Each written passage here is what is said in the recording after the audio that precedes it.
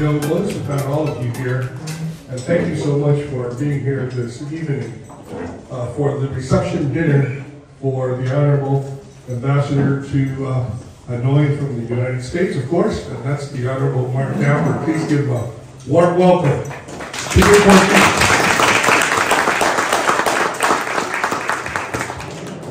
You know, tonight's dinner, beautiful dinner and reception wouldn't be possible, of course, without our host.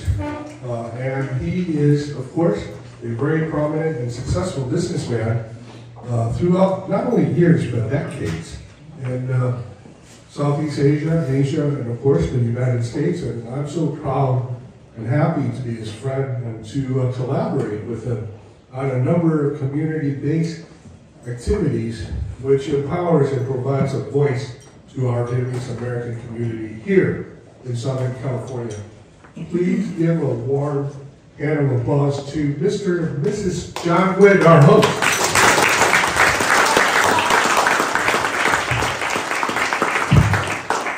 And if I may, I'm going to hand the microphone to John to say a few words of welcome. Thank you so much, John.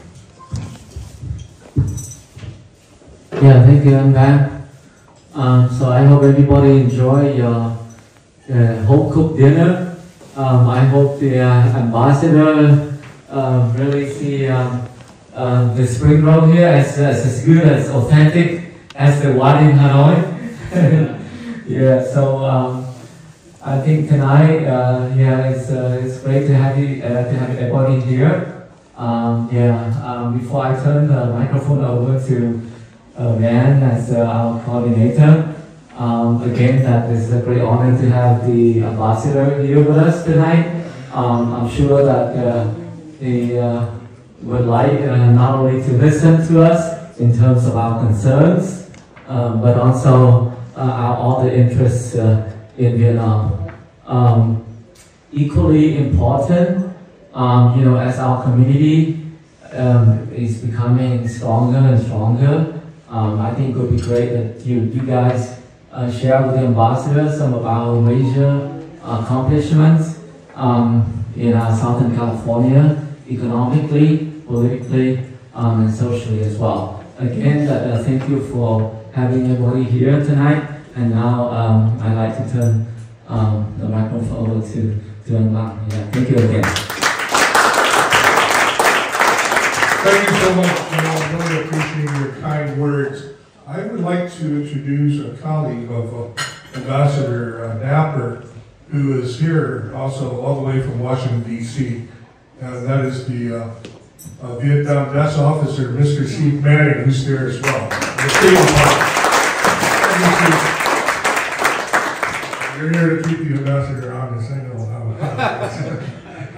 how. Anyways, I wanted to also thank a couple of folks who were able to come together to help us put this event together on such short notice. And of course, it's Mr. Kung Bui on the staff of the Southern Chief. And thank you so much, all of you who are leaders of our community in your respective field. And you know what? It was very difficult actually to invite, per John's order, that we have to keep it limited. And that's what we wanted, because we wanted a nice quality time with Ambassador Knapper in which we can interact with him with substantive issues with the time that we have, instead of having hundreds of people or having a press conference, which is too formal. Here in a setting in which we serve fine food and fine wine, and of course, in a social setting like this, it's great to have the ambassador here to share his views, give us the latest updates on U.S.-Vietnam policies and issues, and of course, equally important, for him to hear from you as leaders of our community here in the United States on issues of your concern in your respective fields and issues. So let's the forum open. So Ambassador Knapper is a veteran, by the way. I'm going to do the introduction if I may. Veteran diplomat. He is a career minister counselor class, foreign officer, which is actually a very high-ranking ranking position in the Foreign Service, by the way. And he has been stationed in Iraq, not sure of Japan, Korea, Vietnam at least twice. And he has served, of course, in the State Department in various portfolio over the years. And it's a great honor to serve as the President's representative to any country, but especially in Vietnam, because it is a very, very unique and interesting country in which our country, the United States here, have a very troubled, complicated, at times, relationship with Vietnam. And professionals, high-quality professionals and experts like Ambassador Knapper, who can make this work, it's not easy. It really is not easy. To upgrade the relationship and to promote the relationship, the bilateral relationships between the two countries in light of what's going on in China, the emerging power of China as well. So all of those issues, hopefully we can talk a little bit about over red and white wine Chardonnay. That will make it more appetizing, more palatable, I hope. So, Ambassador Knapper, the microphone is yours. So please give a warm welcome to our challenge, Ambassador Marc Knapper. Okay, well, thank you so much, Van, for that really kind introduction. Thank you, John and Marc, for opening your house to us. Thanks, kids. I know you probably got homework to do tonight, but thanks for spending time with us. It really is, it's an honor to be here with all of you this evening. Believe it or not, I grew up, 25 miles from here in Los Angeles, Playa del Rey, and didn't really spend much time here in Orange County. But it really is great to be here, to meeting all of you. And really, I do want to hear from all of you issues of interest to you, issues of concern. What is it that's on your mind about the U.S.-Vietnam relationship? We'd love to hear about your accomplishments here in Southern California. And if you do have any concerns, anything you want to raise, then please talk to Steve Banning over there. He's our guy. But really, I want to thank Steve as well, because he helped put together this great program for us here in Southern California. Today, Orange County. Tomorrow, we're going to be doing some things up in LA County. But really, thank you, Steve, and our team in the State Department for helping to arrange all this again. Thank all of you for coming out. I know it was on short notice, but it really is very, very meaningful. As your representative, as the representative of all of you and of the American people in Vietnam, it's very important for me to understand what your aspirations are for the U.S.-Vietnam relationship. What are your concerns? What are the things you think the United States could do better? What are the things that really worry you about this relationship, worry you about the region? And there are challenges for sure, not just in our relationship with Vietnam, but with the overall region. I'll just speak a little bit, about the President's visit, the recent upgrade, but I do want to leave the bulk of the time to converse with all of you to hear, again, what's on your mind. But as John just said, this recent visit by the President, this recent double upgrade in our two countries' ties was unprecedented. It was a truly remarkable achievement, one for which I take no credit.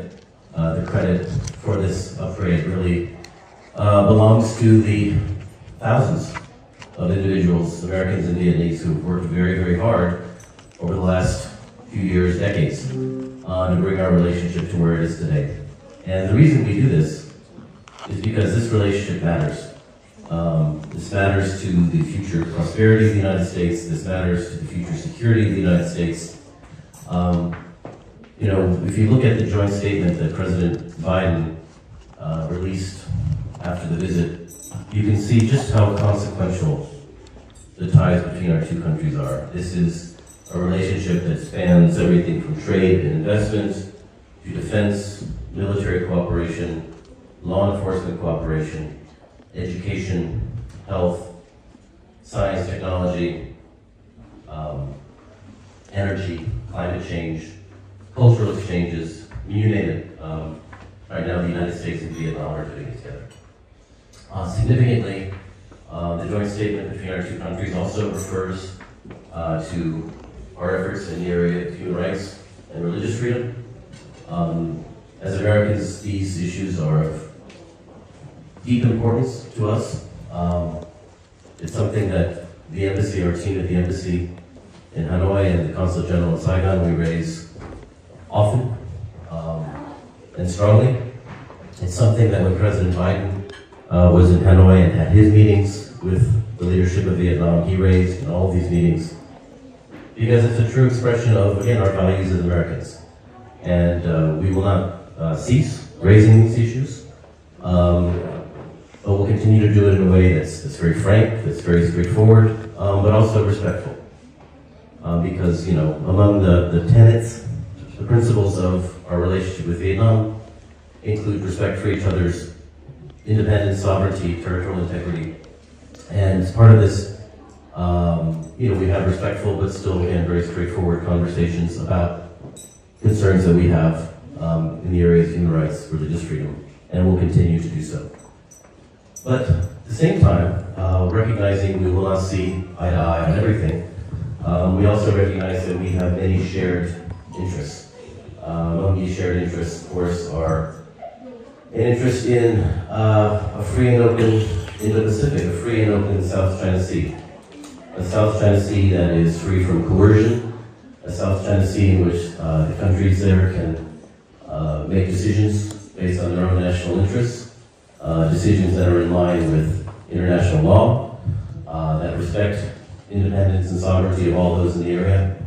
And so this is something that we in Vietnam see eye to eye on. And as part of our efforts to ensure that Vietnam can maintain its capabilities, strengthen its capabilities to defend its interests, we have very close cooperation between the U.S. Coast Guard and Vietnam's Coast Guard, supplying Vietnam with ships, large Coast Guard cutters, smaller patrol vessels, things like training and repair facilities to ensure that Vietnam has the ability it needs to defend its interests in the South China Sea, interests that are related to maritime issues, natural resources in the ocean, you name it. We work very closely with Vietnam on Mekong River related issues in terms of the relationship with Laos and Cambodia.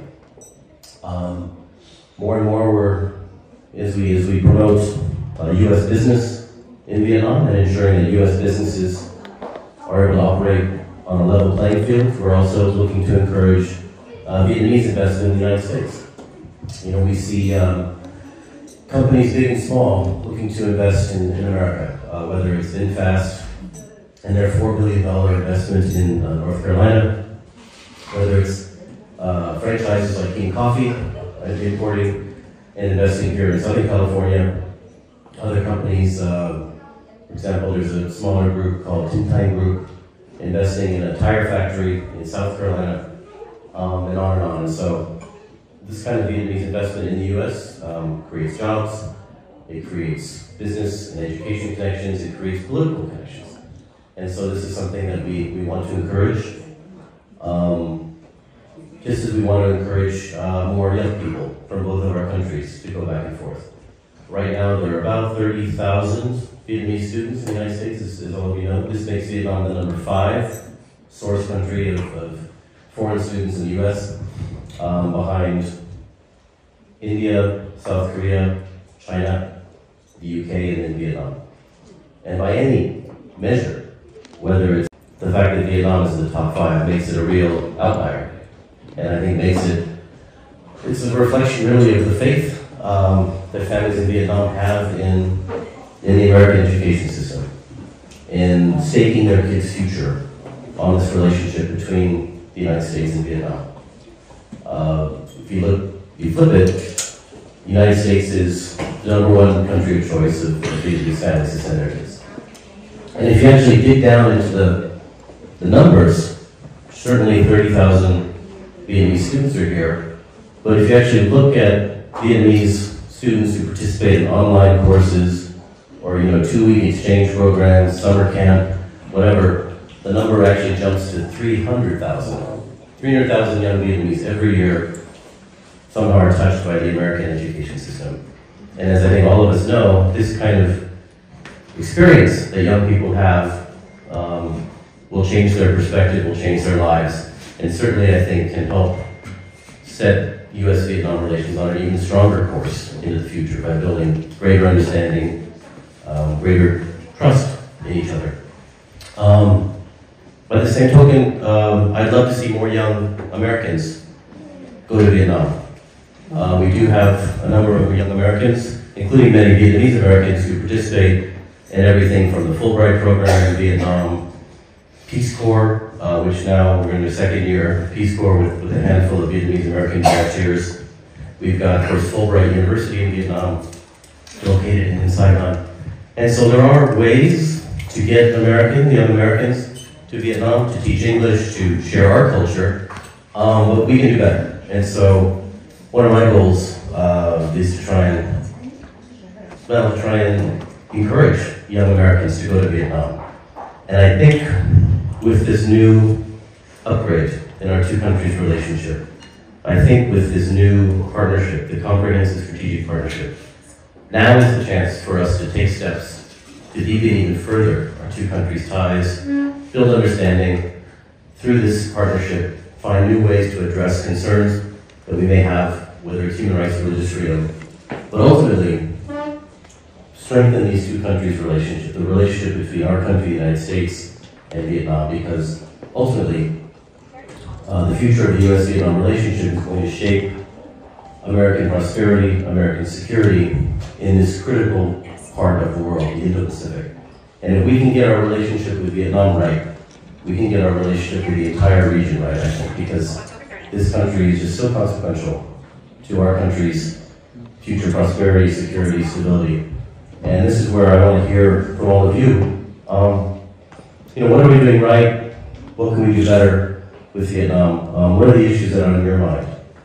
And what are the things that you would like to see the United States do going forward in our relationship with Vietnam? So I'm going to stop there.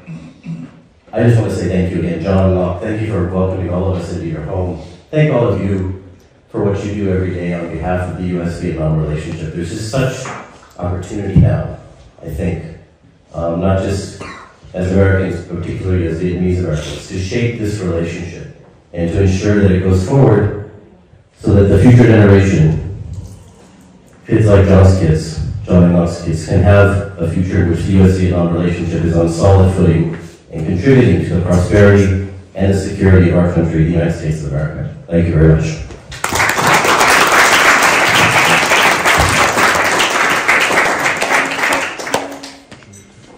Yeah, absolutely. That's what I'm here for. Questions, comments? Please. Remember, this is your chance to teach me what's going on and what can I take back with me to Vietnam. Yeah, so I believe that you have all the events today, and a lot of people asking you about issue of human rights in Vietnam, and I really appreciate your update regarding the relationship between two countries. We're all aware that there's a lot of opportunity out there to improve the relationship. However, I think that most Vietnamese who live outside Vietnam have the same concerns about issue of human rights and religious freedom. And almost 5 decades, the Vietnamese communists is still violate human rights. And they still imprison intellectual, writer, young student who dare to speak up against the communist government or to speak for freedom and democracy. And I happened to read the report last year on the State Department website regarding issue of human rights in Vietnam, and there's still a lot of problem. There's still a lot of issue. So how can we improve that situation, or how can we put more pressure on the communist government, so they understand that if they want to keep our relationship, they need to have the answer for the Vietnamese who live outside Vietnam. No, thank you. I mean, this is can you hear me without the microphone? Yeah. Okay, great. Probably. Microphone is good. Microphone. No, I mean, thanks for raising that, and you're right. I mean, this is something, my various conversations today, I've heard a lot about, concerns about the situation in Vietnam. And this is something that the Biden-Harris administration, human rights, not just in Vietnam, but around the world, this is a policy priority that the State Department has been tasked to advance under the leadership of Secretary Blinken and others. And it's no different in the case of Vietnam. When I had my confirmation hearing, I talked about the importance of addressing human rights and religious freedom, and that, as I said at the time, our relationship will not reach its full potential unless these issues are addressed. And this remains true today. This is why when President Biden was there, he raised our concerns in his meetings. Secretary Blinken did the same. Other leaders, when they visited, have done so. And so this is not just paying lip service. This is something that we take very seriously. And just this week, in fact, November 1st and 2nd, so what is that, Wednesday and Thursday, I guess? We have the next round of our human rights dialogue with Vietnam in Washington, D.C., during which we will raise, of course, our concerns. And frankly speaking, the Vietnamese raise with us their concerns about human rights in the United States. And so this is a dialogue in which we give and take very frankly, but also respectfully, recognizing that, yeah, we don't see eye to eye on everything. But at least we can have a conversation, one we hope is results-oriented, will have concrete, positive impact, and we'll continue to do so, because this is something that's important to us as Americans. This is something that we need to remain true to our values, and we will continue to actualize and implement these important values to us in a way, again, that we're very clear about our concerns and hopefully see positive progress. Thank you. Thank you. I also have a gift that before you take up another question. I also have a gift for you. That's a California flag and California Constitution. Thank you. So does everybody who asks a question have to give me a gift? Is that? Thank you very much. Thank you.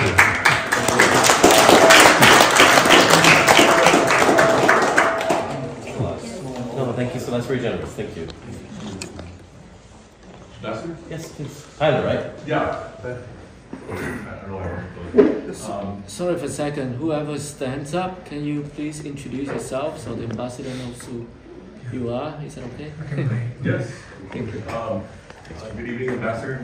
My name is Tyler Diep, and I used to be a politician in this community. Now I'm a retired citizen. Recovering politician. Got it.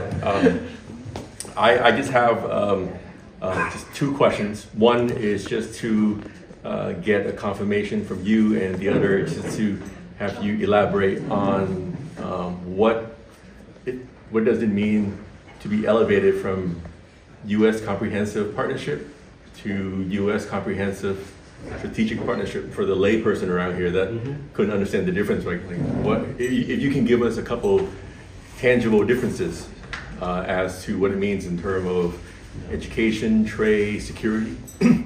The second question is that there is a perception out there that because of ongoing security threat, that the United States now is kind of looking at the other direction in terms of human rights, to prioritize national security, to prioritize the Indo-Pacific. And not just the Indo-Pacific, but also with certain countries like, let's say, Saudi Arabia. Because our leaders, every time we meet with you know, a representative from the kingdom, a representative from Vietnam, we always, quote unquote, raise the issue of human rights. But the result is that we always see an enhancement of bilateral relationship.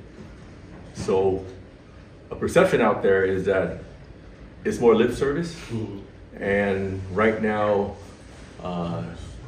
controlling China, having peace and security in the Middle East is more important than human rights. Is that a valid perception? Okay, well, thanks. Just on the first question about what does exactly this mean, this upgrade to a comprehensive strategic partnership. You know, sort of within Vietnam's constellation of foreign relations, it's got 3 different levels of partnership, right? The lowest level, the lowest rung, being comprehensive, and then strategic, and then comprehensive strategic. For 10 years, the United States was at the sort of tier 1, right?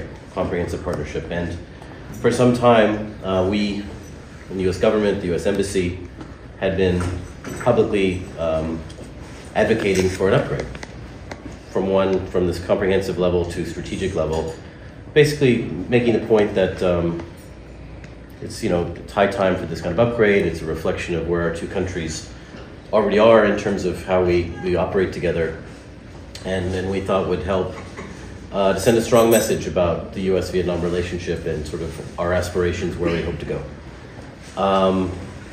Ultimately, though, in something that was completely unprecedented, and I think reflecting some very bold diplomacy on the part of the United States, we actually got this double upgrade, right? So we jumped from the lowest level, comprehensive, to the highest level, comprehensive, strategic. What does that mean? I think, again, first of all, it's a reflection of the work that our 2 countries are already doing, whether it's trade, investment, whether it's defense and security, whether it's education, health cooperation, you name it. The work the US and Vietnam do together outstrips virtually anything any other country right now is doing with Vietnam. So this upgrade, I think, is a reflection of the reality that this relationship is very meaningful, very consequential, not just to Washington, but to Hanoi as well. In addition, though, to being a reflection of where we already are, in addition to sort of reflecting the reality, is it's also very aspirational.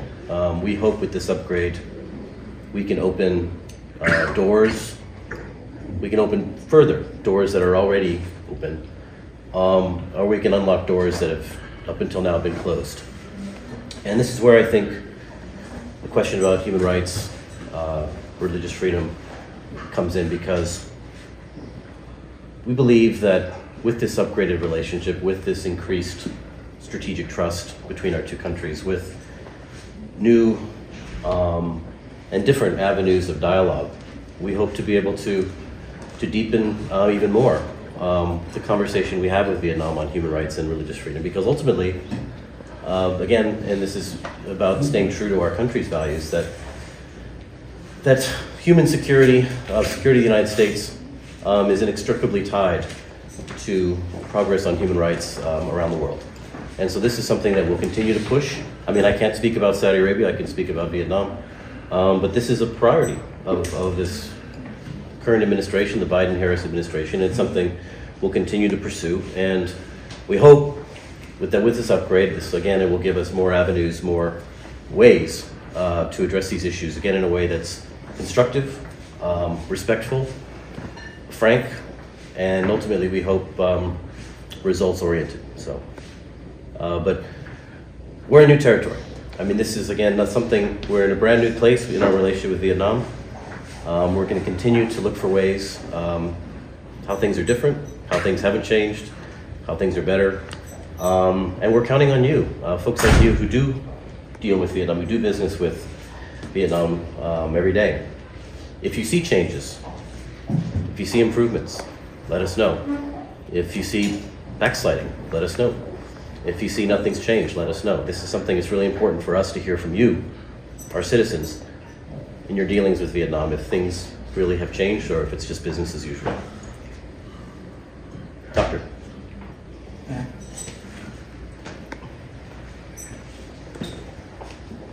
My name is Dân Chu. I was one of the first to come back to Vietnam during the embargo. I was confronted with the same issue my friend here mentioned. But I don't believe by someone critical will get anywhere. And I would have a recommendation if you can even modify the student visa, because I prefer to see their children argue about human rights with the father than I have to argue. Because if you train their children to look at a different way, they can argue with their parents for a year. So student visas. So by improving the student visa to allow more, it will end up changing the society faster. Thank you. Thank you. No, I think for sure we count education cooperation as among the most significant areas of cooperation we have with Vietnam now and in the future. You know, the Fulbright program between the U.S. and Vietnam is older than normalization. We had Fulbright 2 years before we normalized relations. So we just celebrated the 30th anniversary of Fulbright. Of course, we've normalized now for 28 years. But I absolutely agree with you. I see that education is key to promoting understanding. People-to-people ties we build between our two countries are the foundation upon which everything we do is built. Whether it's trade, investment, whether it's, again, cooperation in education, science, technology, you name it. We need to build stronger bridges, people-to-people ties, and people in this room are key to that. The Vietnamese American community here in Orange County, throughout the United States, is key to ensuring that our two peoples can understand each other. The bridges we build every day are what will drive this relationship into the future, build understanding, tear down mistrust, and ultimately make this a stronger relationship for the benefit of the American people and the Vietnamese people as well. To my Vietnamese friend, the term I use is constructive opposition. You teach them to find with their parent for you. Thank you. I have a question, Ambassador. My name is Thuy Huang. I'm looking for Leadership on TV. Second to that question from Tyler, Mr. President Biden said that the partnership with Vietnam is not to contain China. But in the meantime, the Secretary of Commerce, she said that the U.S. has many tools to contain China. Can you elaborate a little bit about? Yeah, I mean, there's intrinsic value in the U.S. relationship with Vietnam that goes beyond what this relationship means in regards to any other country. You know, we don't see our relationship with Vietnam as being some tool in our tool chest to contain China, to undermine Chinese ambitions in the region, to fight a new Cold War. Our relationship with Vietnam is about the U.S. and Vietnam working together to advance our shared goals. Prosperity for each other's peoples, security, stability for each other's peoples. It's not about, you know, creating circumstances for a new Cold War against the PRC. You know, we don't look at Vietnam that way, just as Vietnam doesn't look at us that way. They see the value, we see the value in each other's countries, we see the value in trade and investment with each other, we see the value in promoting understanding, promoting education, promoting health cooperation. For example, during COVID-19, when we needed it, Vietnam provided the U.S. with masks, PPE, other essential items. And when we could help, we provided back Vietnam with 40 million doses of vaccine. So we effectively vaccinated 25% of Vietnam. This is significant. And we don't do it because of China. We do it because there's value in helping each other. There's value in building this relationship for our two countries, not in trying to take on some other country. One more. One of the things that we talked about is the rule of law from the CPS. But I heard so many horror stories from the Vietnamese American try to invest back to Vietnam. They go back, and because of corruption, how can we fight corruption? How the rule of law apply to the Vietnamese government? So, you know, there are a couple of ways we get at this. One is we work with Vietnamese legal authorities on training of their sort of prosecutorial services training of their judges, try and explain sort of how we do things in the United States. USAID, the U.S. Agency for International Development, of course, has programs to promote good governance within business, to promote business law, other areas, again, to get at this issue of ensuring that American companies and others have a level playing field. But we also, under that, we're going to meet, I think in December, to address these very issues, concerns related to the investment climate in Vietnam, some of the challenges faced by American businesses, just as the Vietnamese side, I'm sure, is going to raise concerns about doing business in the United States. Of course, we've got IPEF, the Indo-Pacific Economic Framework, which again will try to sort of ensure that the 14 countries participating in IPEF, including the US, including Vietnam, Japan, South Korea, that we reach agreement on issues as fundamental to doing business together as supply chain resilience, green infrastructure, labor issues, intellectual property rights. Again, hopefully through this, being able to address some of these concerns that you raised about doing business, about investment in each other's countries. Thank you, Ambassador.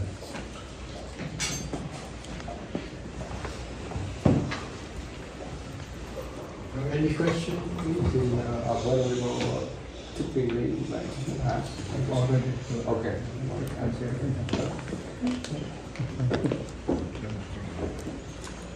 My name is Thành. I am the bishop of the Evangelical Lutheran Community Church in the America and Vietnam.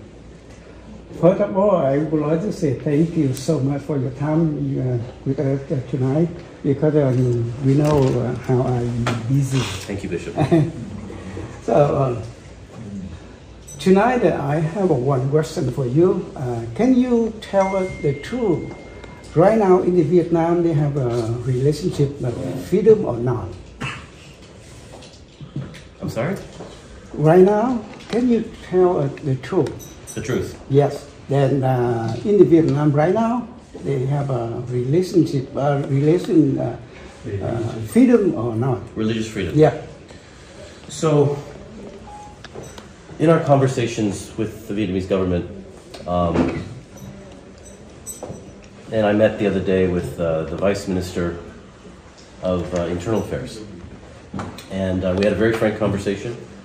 Probably not my place to talk about the contents of this conversation, but suffice to say, it was very open and very honest about Vietnam's own efforts to promote religious freedom.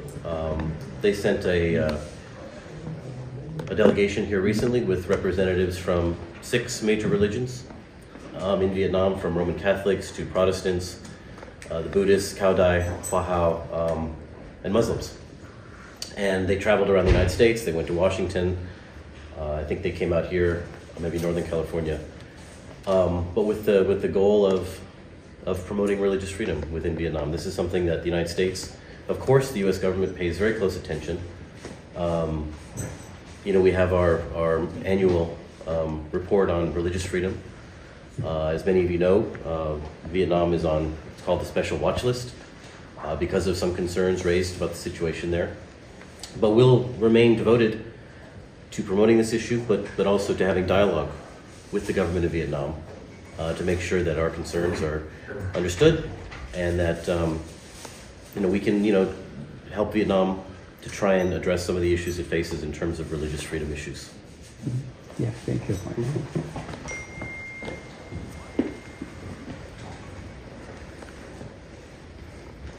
Any other easy questions? Comments? The ambassador would be happy to take any comments or feedback from you. Doctor in the house, any issues? Any issues? Yeah, why not? Well, I'm James Tran. You met me earlier. Yes. Cardiologist down here. I went to the field of medicine mostly because I saw a lot of suffering in Vietnam before I left. I was like 10, so it's still really here. But the common thread I get from people visiting Vietnam is that the government is very rich and they don't do much for the citizens over there. And a lot of us have to go back there and help out in the rural areas and Dr. Marc has done a lot for those people in Vietnam. So I'm proud of her actually, not that aware. But I wonder if we should raise that question to the government that they've prospered quite a bit in their officers and in the party is all super rich. So maybe they should be more generous to their citizens. I'm saying this because I'm not a politician, so I don't care about being unpopular. So I gotta be frank. So if you can raise a question to the government, that would be nice. Okay. No, I mean I think that's a valid point you make. And certainly, we can certainly raise that when we see our Vietnamese counterparts. Good evening, my name is Jay Jansen. I'm with Tayho in San Jose City. I mainly do a lot with food import and food commodity from Vietnam. As you know, Vietnam is one of the main suppliers for many of the ingredients such as rice or other fish sauce as commodity. All the products come here to the United States. I don't know if this is right or not, but only about 3 to 5% of the food commodity get inspected by FDA. So all the manufacturers in Vietnam that manufacture food, they have to go through what they call the FDA registration facilities. So my question is, after they register as a FDA food manufacturing facility in Vietnam, does the FDA in Vietnam actually go to the facility to actually inspect all these manufacturing practices? Do they follow all the protocol that we have to go through, like SOP, HACCP? My facility is USDA, so my USA inspector is there every day. But does all the manufacturing facility in Vietnam have a regular inspection at least once a year or something, or to make sure they have in compliance as we do in the United States? So as far as I know, yes. It's under either USDA representatives or representatives from the Animal, Plant, and Health Inspection Service, APHIS, regularly make the rounds of facilities that are responsible for exporting food products to the United States. I couldn't, off the top of my head, tell you what the schedule is, how often a certain site is visited, but absolutely, I mean, any facility that touches any food that's coming into the United States, of course, is held to a very high standard, which is inspected by either folks in country or folks coming from the U.S. on a regular basis. Yeah, because the FDA in the United States actually inspect about 3% of all the cargo that get here.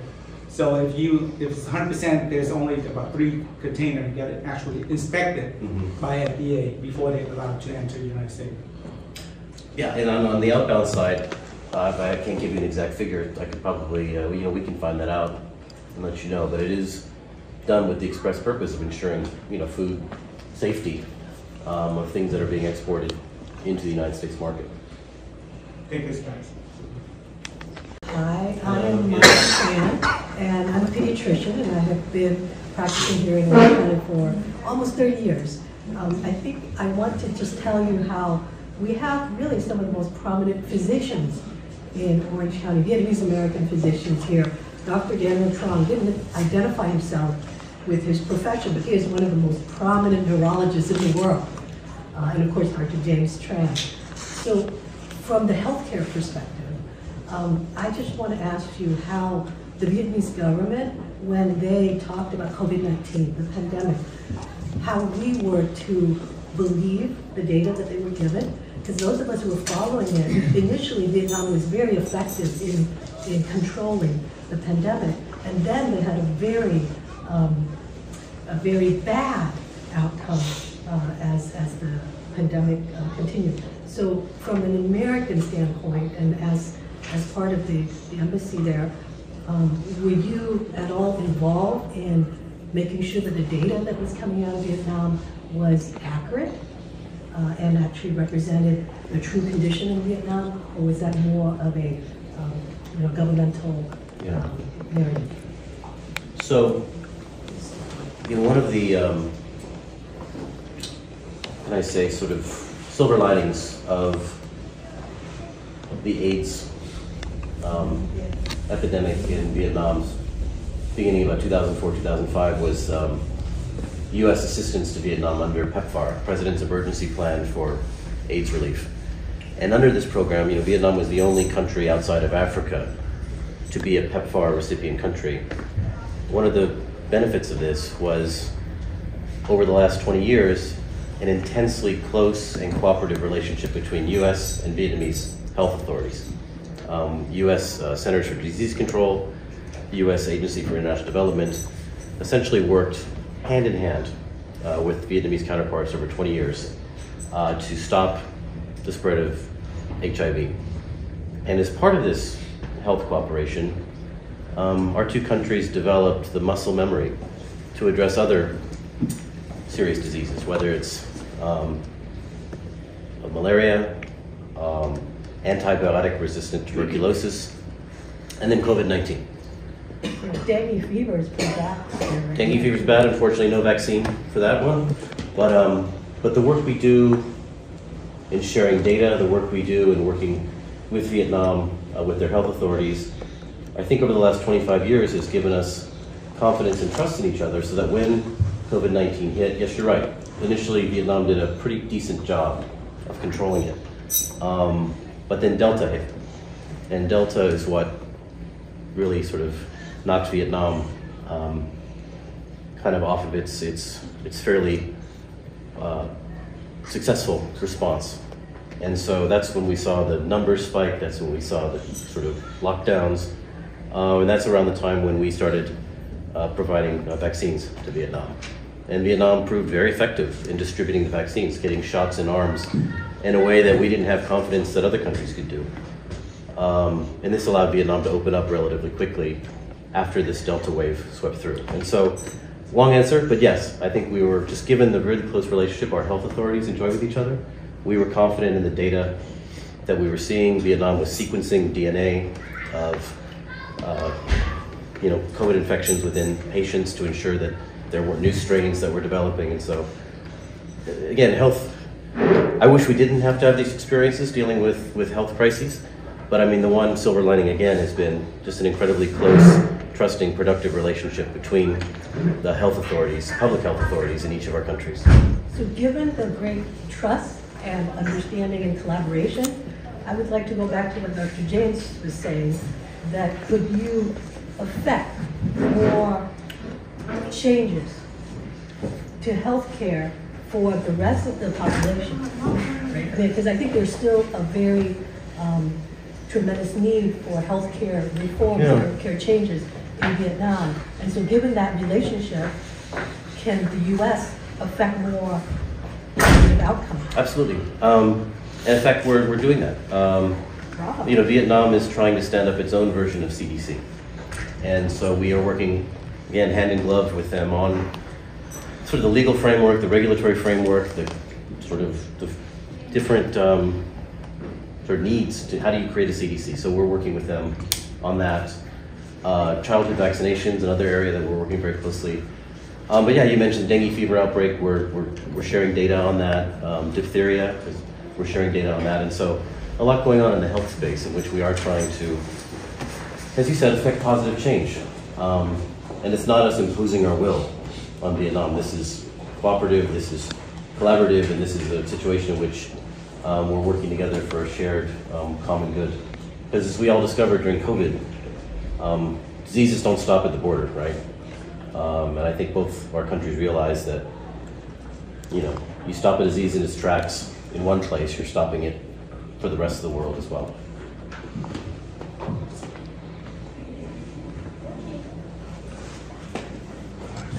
Sure. The hour is getting late, so maybe just one more comment or one last question from our group. I can be here all week if you want.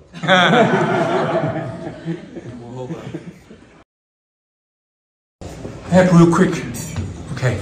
How does the two wars, the Ukraine war and the Middle East war, affect the progress of the partnership between the two? Opinion between the Vietnamese and the Russian is pretty close. So I would give sort of the pithy answer is to say not at all. I think the U.S. is, we have enough resources that we can afford to deal with the situation in Ukraine, the situation in the Middle East without being distracted by what's happening, and then allow us to continue to focus very much on our interests in the Indo-Pacific, whether it's strengthening our partnership with allies like Japan, South Korea, Australia, whether it's strengthening partnership with emerging friends, counterparts like Vietnam, like India, whether it's dealing with the challenge of China. Our country has the resources necessary to do all that. That said, though, I mean, you're right. You know, Vietnam and Russia have had a traditional relationship dating back to the days of the Soviet Union. Right. So this is something, you know, we've had conversations with them about the relationship with Russia, particularly their reliance on Russian defense equipment. And it's an ongoing story, and one that I think could yield even closer defense relations between the U.S. and Vietnam in the days ahead.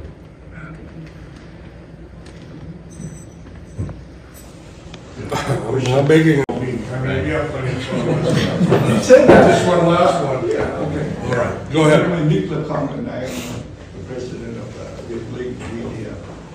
My question is quick. Okay. The issue of Taiwan, how they going to affect the relationship between the United States and Vietnam, and what the United States look at Vietnam to play the role in the future if the issue become an incident in the future? Well, one of the first things they teach you in diplomacy school is not to engage in like hypothetical questions.